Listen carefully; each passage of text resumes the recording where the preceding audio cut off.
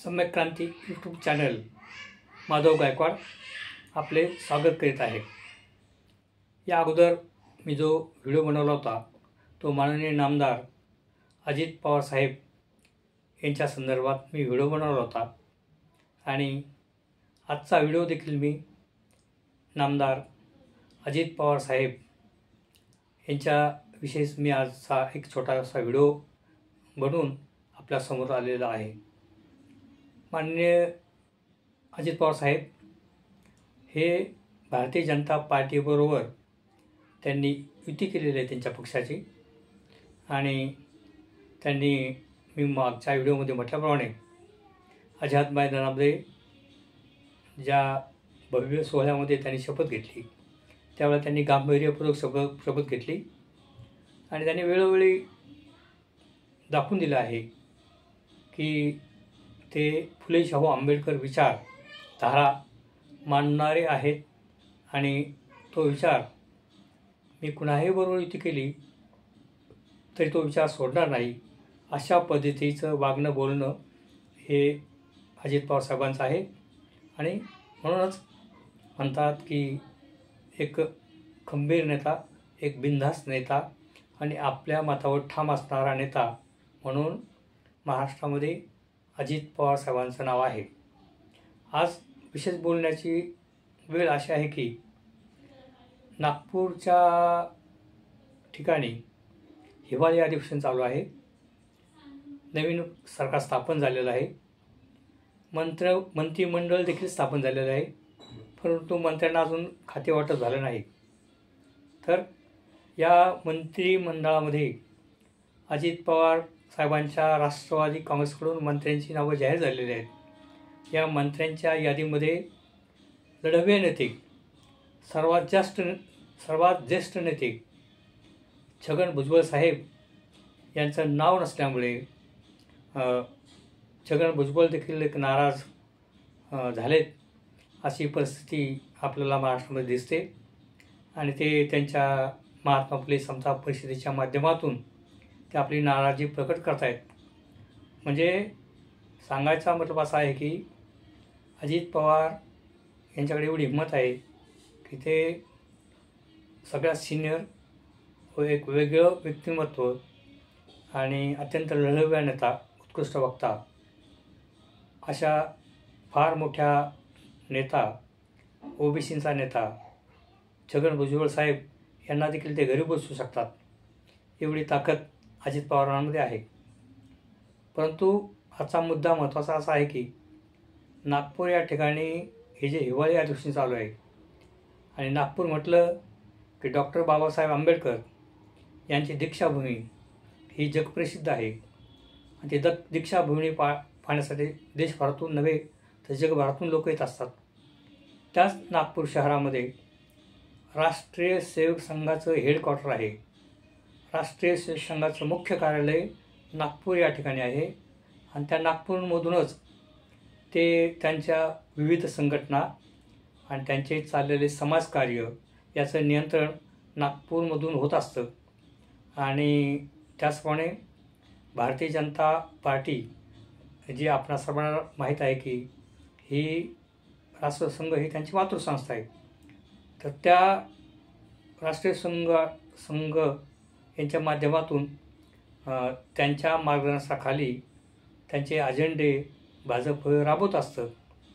तर अशा ठिकाणी आता हिवाळी अधिवेशन चालू असताना माननीय फडणवीस साहेब यांच्या आग्रह म्हणा किंवा संघाच्या निमंत्रणावरून तिथे उपस्थित असणारे शिवसेना शिंदे गट यांचे आमदार स्वतः शिंदेसाहेब व भारतीय जनता पार्टीचे आमदार खासदार तर त्या ठिकाणी जाणारच।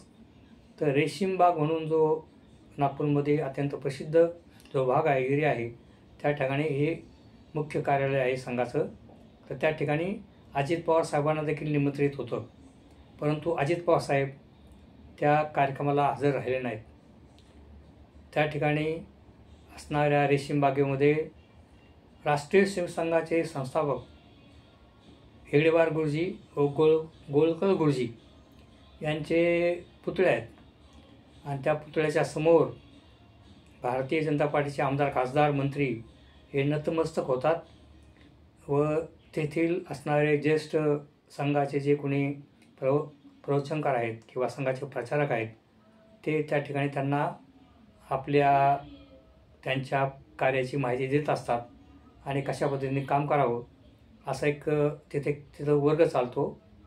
तर त्या वर्गाला ते लोक हजर असतात. परंतु शिंदे साहेब व त्यांचे आमदार देखील त्या ठिकाणी उपस्थित राहून ते गोळवलकर गुरुजी व हेडबार गुरुजी यांच्या पुतळ्यासमोर नतमस्तक झाले व त्या ठिकाणी त्यांनी स्मृती घेऊन ते आता पुढील कामकाज आपल्या महाराष्ट्रामध्ये करणार आहेत.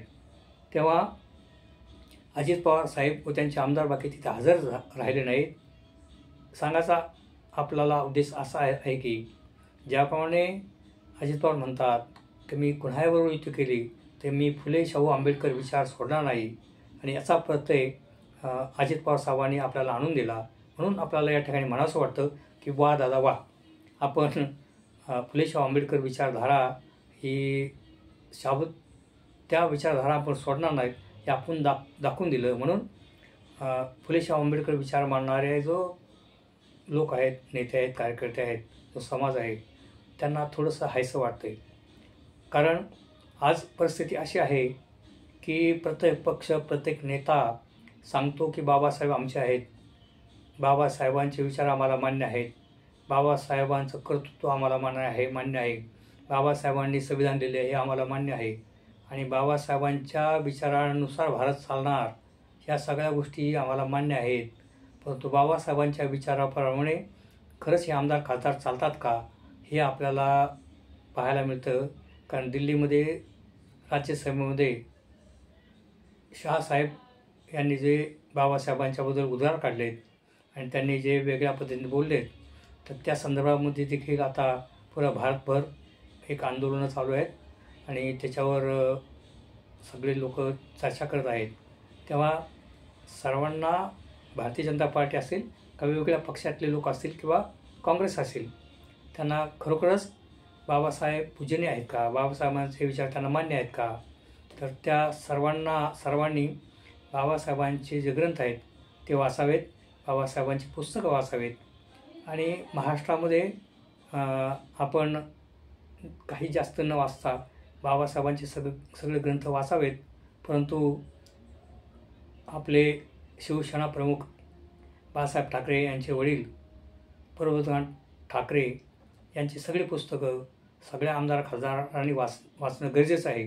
तेव्हा यापुढील काळामध्ये आपल्याला अनेक प्रसंगाला सामोरं जावं लागेल अशी परिस्थिती निर्माण झालेली आहे. तुर्तास एवढंच की अजित पवार साहेब यांना वा दादा वा एवढंच आपण म्हणू शकतो आणि पुढील काळामध्ये काय महाराष्ट्रामध्ये घडतं आहे तर अधिक अभ्यासपूर्ण त्याचा विचार करून छोटे छोटे व्हिडिओ घेऊन मी आपल्यासमोर येईल.